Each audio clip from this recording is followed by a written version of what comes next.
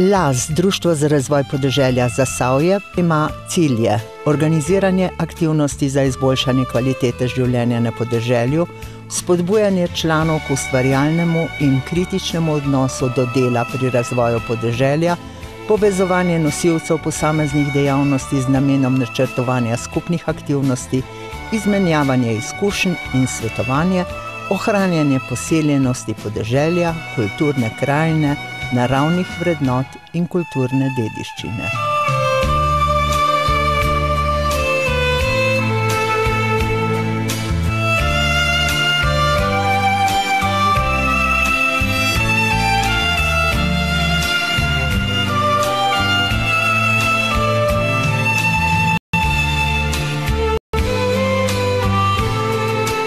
Lokalna akcijska skupina Društvo za razvoj podeželja Zasavje si prizadeva prebivalce podeželja vzpodbuditi k iskanju možnosti za samozaposlovanje.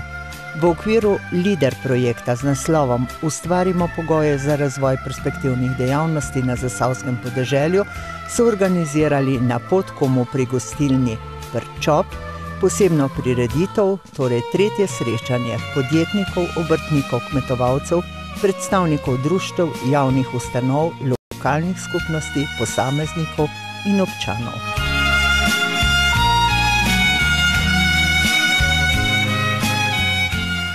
V tretjem dogodku, ki ga organizira LAZ, Društvo za razvoj podeželja Zasavje. To je naš tretji dogodek. Danes smo se zbrali na Podkomu. In prav je, da uvodoma nas vse skupaj pozdravi in par besed tudi pove, kje smo se dobili danes, kakšne skrivnosti se odvijajo tukaj na Podkomu, pa kar naši gostitelji iz gostilne Prčop, ki ni samo gostilna, ampak še tudi marsikaj drugega. Prosim. Lep pozdrav, sem Marija Čop, 23-letna podjetnica tukaj gor, ker ste zelo v komod hodili, to sem že videla. Smo ponosni, da delamo v našem kraju. Imeli smo možnost tudi kje drugej, tako da smo sprejeli izziv samo po Hribih. Rečejo nam Hribovski Mercator.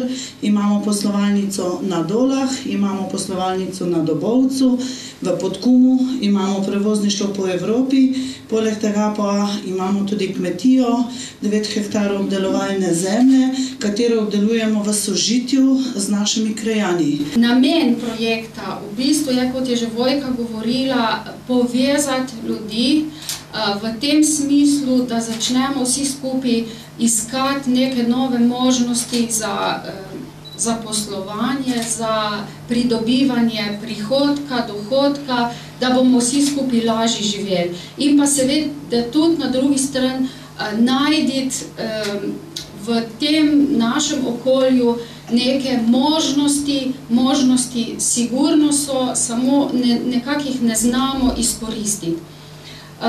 No, da bi to dosegli, poskušamo preko izbranih predavateljev, izbranih, kako ne rečem, animatorjev, tistim udeležencem, ki pridejo na ta naša srečanja, prikazati, da se da tudi s tistim, kar imamo in tam, kjer živimo, marsikaj narediti. Potem smo se začeli povezovati pri odkupu mleka in pa gospodarsko interesno združenje Eko Krepko tudi s povezovanjem vseh ekoloških kmetov v Sloveniji, ki imajo skupni cilj trženje in pa povečevanje ekološke pridelave. No, ena od možnih trditev, podjetniki se že rodijo, ok, to je bilo mogoče nekoč, jaz se bolj nagibam k drugi, da se podjetniško vedenje pridobi skozi učenje, trening, izkušnje in pa tudi nažalost skozi kako lastno napako. Tako da, to je to. Mislim, da ne bomo rekli, ja, pač nisem za to. Vsi smo načeloma za vse, če se potrudimo, pa če imamo vizijo, pa če imamo cilj. Seveda imamo pri tem lahko tudi veliko ovir. Začetne investicije so že ena izmed ovir.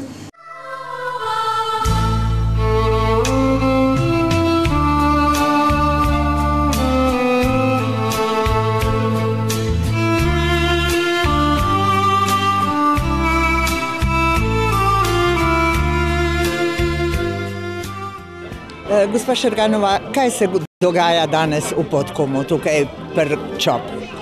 No, danes predstavljamo še vedno naš projekt LAS-a, Društva za razvoj podeželja, perspektive zasavskega podeželja, s katerim želimo spodbuditi nove dejavnosti, podjetništvo, skratka nove ideje, ki bi se lahko dogajale na podeželju in bi lahko prinašale tudi nek ekonomski učinek samim podeželanom. Če pogledam tukaj okrog sebe, ljudi je veliko. So to tisti ljudje, ki ste jih pričakovali? Vsekakor. Mislim, da so to ljudje z podeželja in jaz tudi mislim, glede na odzivnost, da danes, glede na kvaliteto predavanj, ki smo jih imeli, da bodo te ideje, oziroma se bo katera ideja porodila, oziroma se je porodila udeležencem današnjega srečanja.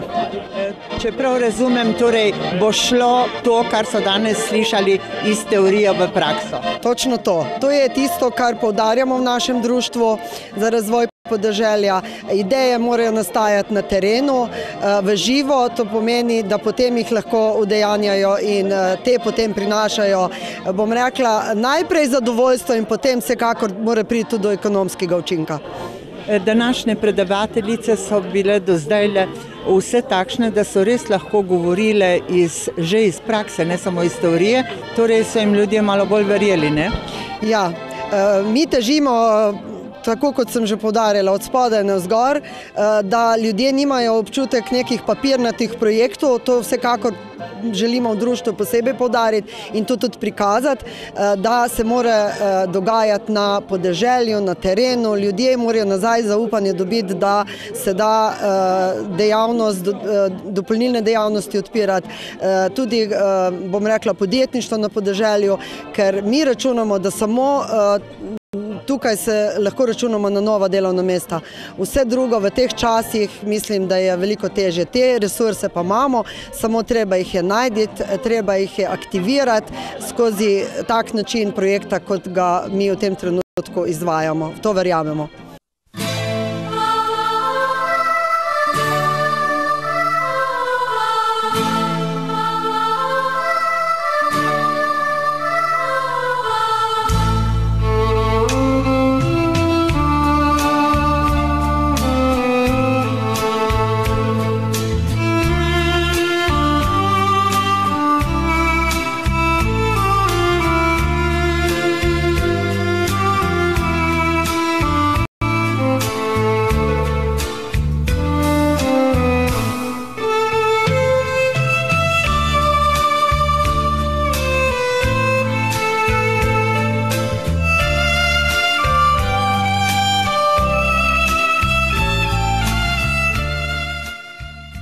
Gostilna pri Čop.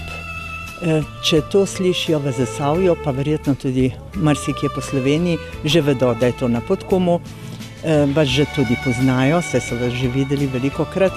In kaj to pomeni, če rečemo, gremo v gostilno pri Čop? Kaj bomo jedli?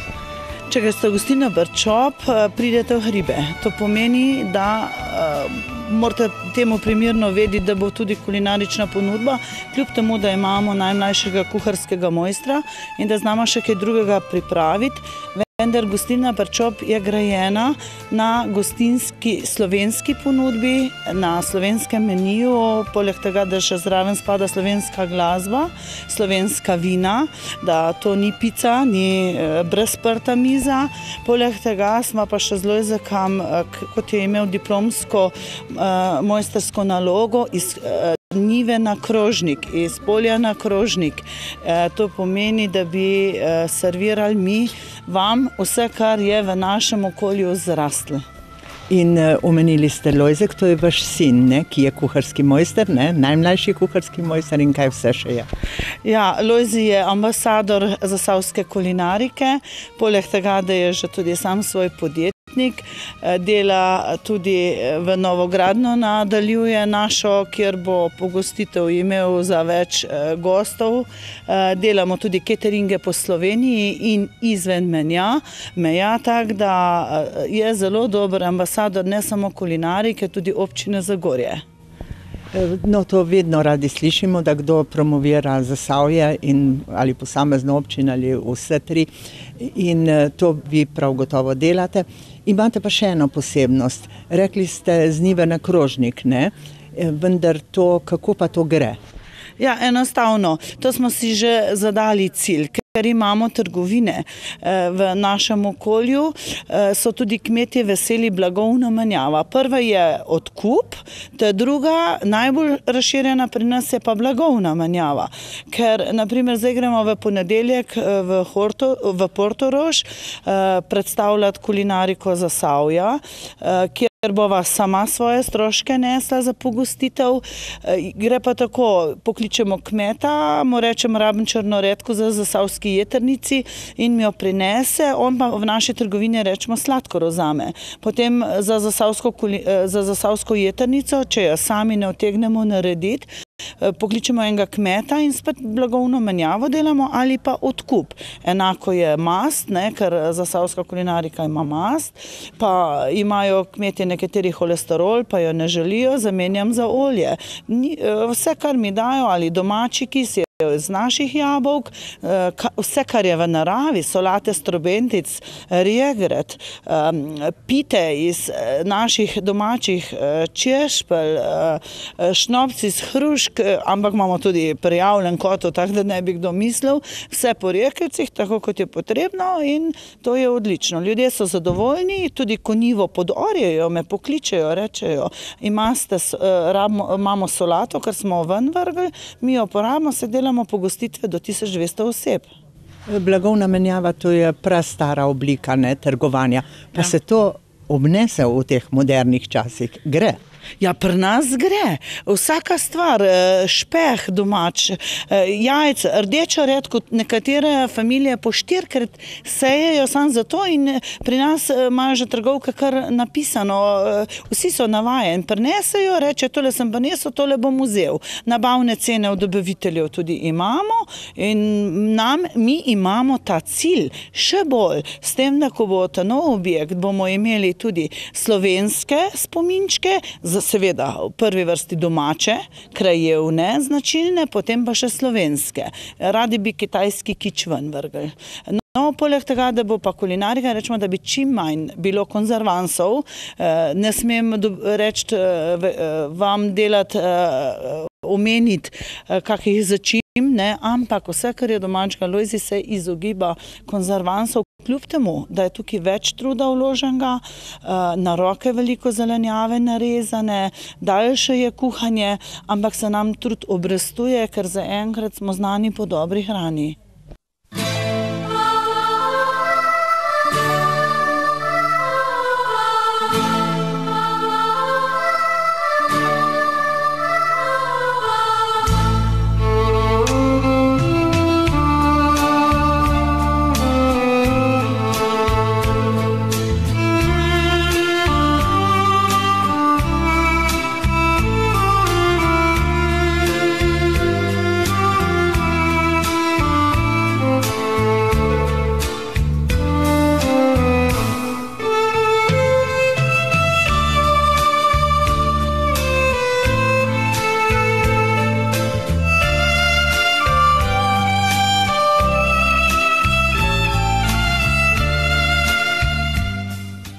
Taki dogodki, kot je ta danes na Podkumu, so namenjeni temu, da bi spodbudili pridelovalce k ekološkemu načinu pridelovanja hrane, potrošnike pa k uporabi ekoloških pridelkov in izdelkov. Eden od načinov, da bi zadržali mlade na slovenskih kmetijah, je tudi seznanjanje z možnostjo dopolnilnih dejavnosti na kmetijah.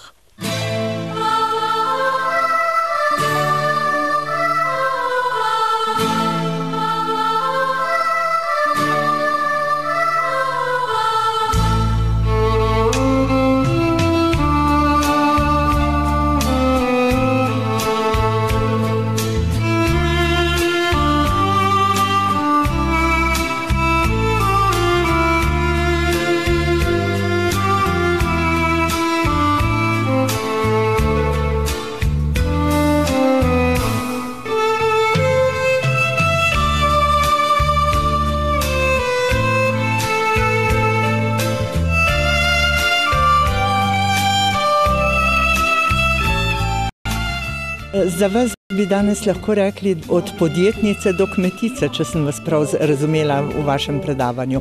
Kako ste se odločili za tako pot?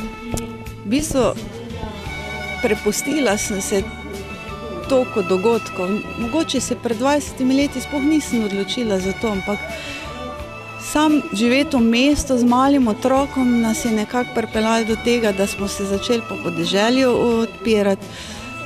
Kot sem že mogoče povedala, se z možem nisem vedela, kaj nas čaka na 6 hektarih iz stanovanja iti, pa počasi začeti prenavljati zapuščeno kmetijo, ampak to je mladost, ki je norost in prav je tako. In nekako pol te dogodki sami peljejo v to, da osmisli življenje in da kasneje vidiš, kaj je smiselno početi, pa kaj ni smiselno početi. In da želiš ta čas, ki ga imaš, čim bolj preživeti v naravi. To pomeni, da se odločiš, če imaš možnosti in začneš počasi nekaj na svoji zemlji početi. In če govoriva o smislu, vendar je smisel slovenskega človeka še vedno, da se ukvarja z zemljo in da se tako sami preživimo. Absolutno. Jaz vedno več smisla vidim ravno tej samooskrbi. Tudi nam je dolgoročen cilj samooskrba. Čeprav to je zdaj en tak izpet pojem, pa ga vsi radi uporabljamo. Samooskrba je precej kompleksna. To ne pomeni, da bomo mi imeli svojo elektriko, pa da bomo mi imeli svojo. Vodne vire, to lahko upam na to, da bomo si uredili, ampak vse ostalo je pa še dolga pot do tega, ampak da si bomo pa kar nekaj hrane pridelali, saj za en letni čas, pa za čez poletje, to se mi zdi pa realna situacija. Ali pa da pridelamo toliko, da lahko z nekom drugim zamenjamo. Tisto, kar mi nimamo, pa on, pa mu mi ponudimo, kar imamo mi, to se mi zdi pa relativno hitro. In pravite, imate otroka in ali jih usmerjate v prav takšno življenje, ali je sploh treba otroka usmerjati, če živi na deželi, mislim, da mu je to že dovolj. Ja, točno to. Sin je sicer rojen še v mestu, ampak odkar se je on rodil, to je 21 let nazaj, smo pač tudi na tej kmetiji, resnično ni bilo treba nikogar usmerjati, ampak mogoče je bil še vseeno malo razpet med bivanjem v mestu pa na podeželju. Ko se je pa hči rodila, smo pa v celoti se preselili. Ona pa živi živalim in je se tudi ponosna na to in njeni prvi spisi v šoli so bili, mi imamo pa 5 oslov, pa ono, pa cel živalski svet je vedno v vseh spisih naštela. Ja, ponosna je na to in Žiga se pa tudi vedno bolj vključuje v aktivnosti.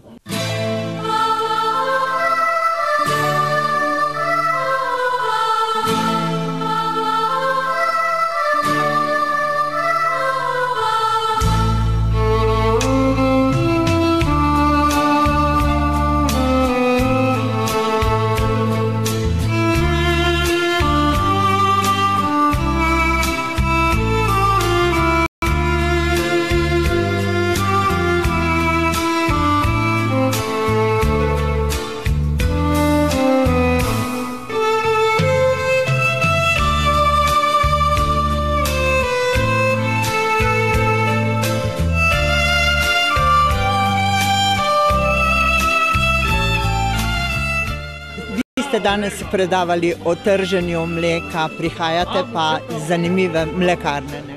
Iz mlekarne Krepko, ki se je prvo v Sloveniji lotila predelave ekološkega mleka. Ja. In predelava ekološkega mleka, to poslušamo. Kako pa človek pride do ekološkega mleka? Najprej je potrebna odločitev, seveda, če imamo nasploh pridelavo mleka, odločitev o tem, da se bomo preusmerili v ekološko pridelavo, poskrbimo za kontakte z inštituti, ki podeljujejo ekološke certifikate in pač kmetom, ki se za to odločijo, posredujejo smernice, kako, kaj, in potem gre samo od sebe. V bistvu v glavi je bistven preskok v tem, da ne bomo več uporabljali intenzivne krme, da bomo uporabljali prosto pašo, hlev je seveda tudi treba preurediti. Skratka, v glavi je odločitev o tem, da ne bomo več uporabljali krme pridobljene z uporabo umetnih gnojil, intenzivnih gnojil, z odsotnostjo pesticidov, herbicidov in tako naprej, da bomo se vključili v trajnostno pridelavo in nasploh v trajnostni razvoj. To je to. Je pa to edina možnost, bi rekla, skoraj za dolgo, kvalitetno življenje. Marsikaj tega, kar ste zdaj povedali v svojem predavanju, tudi posredujete naprej preko takih predavanj in imate tudi učne delavnice za koga? Posredujemo naprej zaradi tega predvsem v šole in pa v vrtce, ker splošno znano je in tudi dejstvo, na katero dostikrat pozabimo, da so otroški organizmi bolj občutljivi od organizmov odraslih oseb, ker na kilogram telesne teže, ki je pač pri otroku nižja kot pri odraslem, posledično zaužijajo več kontaminantov, težkih kovin in tako naprej, da ne razlagam, ker to so dejansko strupi. In to se pri njih potem kaže pri alergijah, prekomerni teži, hiperaktivnosti in tako naprej, o čemer se zelo veliko govori.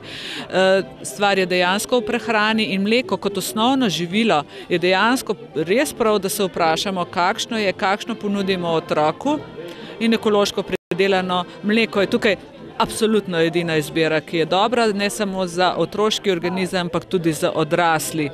Iz tega vidika smo začeli tudi izobraževati vodje prehran, ravnatelje, tiste, ki pač pripravljajo neke administrativne osnove za prehrano, o tej nujnosti izbire pri prehrani otrok, nujnosti uvrščanja ekološkega mleka in tudi ekoloških živil v vsakodnevno prehrano otrok.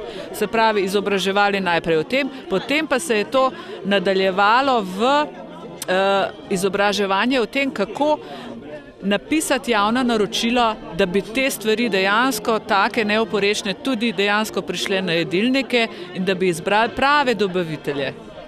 In je zanimanje pri šolnikih za take zvrst prehrane? 100% se je povečalo. Lahko rečem, v zadnjih 3 letih se je naredil velik preskok v miselnosti vseh ljudi in pa tudi v miselnosti teh ljudi, ki skrbijo za prehrano svojih varovancev, vodij prehran in pa ravnateljev. Absolutno.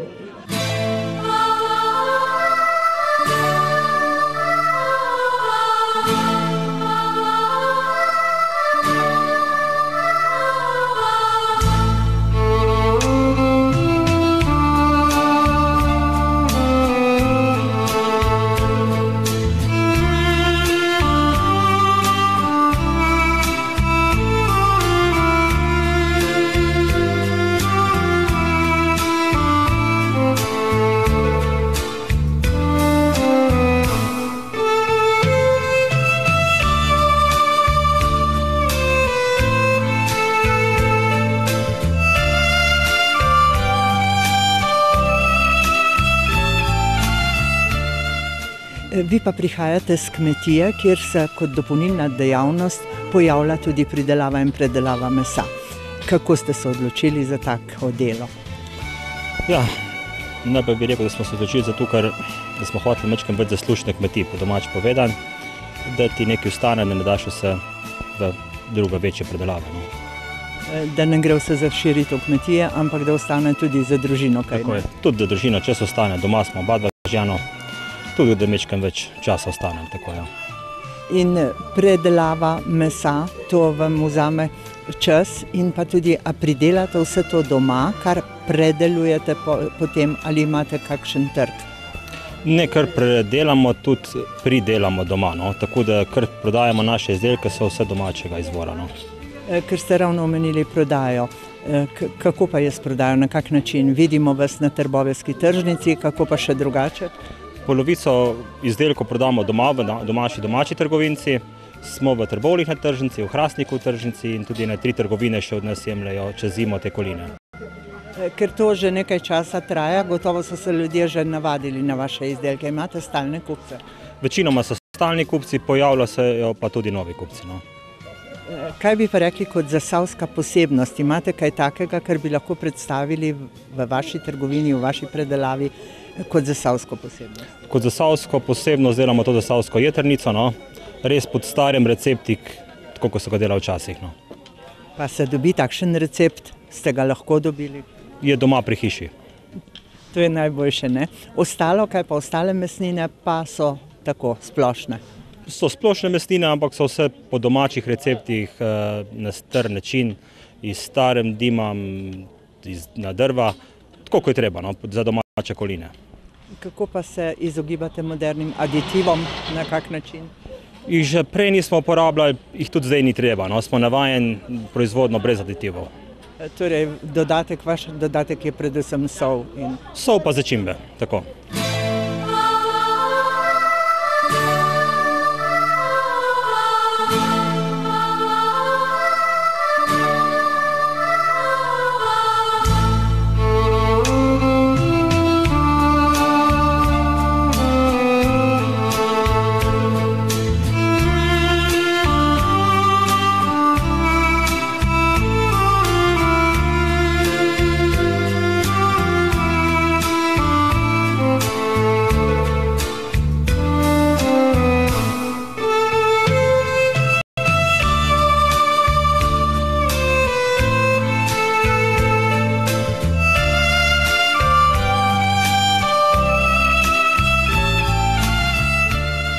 S temnem uspešnim dnem na Podkumu se ne zaključuje tale vaša akcija, ne?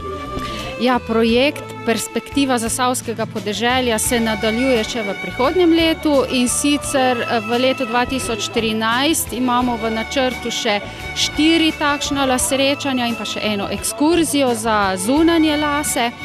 In sicer naslednje leto bodo teme, ki bodo obravnavane na teh dogodkih, posvečene ali pa namenjene ne tako kmetijskim dejavnostim, ampak bolj nekako v podjetniške zadeve, ki niso neposredno vezane na kmetijsko pridelavo. No, naslednji dogodek načrtujemo v mesecu marcu naslednje leto, najbrž v občini Hrastnik. Nekako smo se pogovarjali, da bi bila to vas Šavna Peč, no, nekako so te ideje se porodile. Tema tega dogodka bodo pa možnosti za opravljanje osebnega dopolnilnega dela na podeželskih območjih. Tako. In torej bomo povabili ljudi, ne, da se udeležijo teh dogodkov in se naučijo kaj novega, ne? Seveda, dobrodošli vsi v letu 2013, obveščeni boste, poslušajte radio, televizijo, berite časopise in dobrodošli.